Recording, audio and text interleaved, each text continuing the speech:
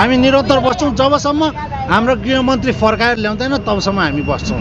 अनि अर्को तपाईँहरूले के पनि आरोप छ भने अहिलेको सरकारमा धेरै मन्त्रीहरू छन् तर गुरुङलाई नै किन पेलियो निकालियो भन्ने पनि आरोप जस्तो छ क्या, के भन्नुहुन्छ? त्यो हो भएको सत्य हो?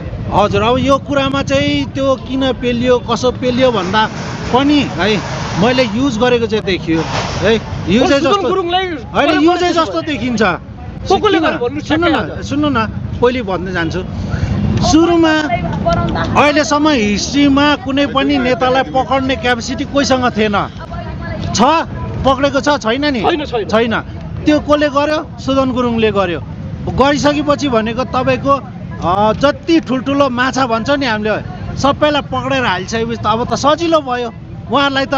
अब त सत्तामा आरामले बस्न पाउँछ नि त, किन ठुल्ठुलोलाई त हालिसक्यो, अब त आरामले खान पायो भन्ने हिसाबले उहाँलाई रणनीति गरेर निकाल्ने कोसिस पनि गरेको भन्ने हामीलाई लाग्छ के। पार्टीभित्रैबाट षड्यन्त्र भएको भन्ने हो तपाईँको? षड्यन्त्र जस्तो भन्ने कुरा हामीलाई लागिरहेछ कि होइन त्यो भएको कारणले होइन। एउटा कुरा सुन्नुहोस्, हामीले देखेको अनुसार र मेरो एनालाइसिस अनुसार भने हो होइन। नभए यदि राष्ट्र स्वतन्त्र पार्टी यो चुनाव किन भयो, कसरी भयो, कहाँबाट आएको भन्ने कुरा उहाँहरूलाई पनि थाहा छ। त्यो भइसकेपछि सुदन गुरुङ भनेको अहिले हाम्रो युथको जेएनजीको भोइस हो भन्ने आवाज हो भन्ने उहाँहरूलाई पनि थाहा छ।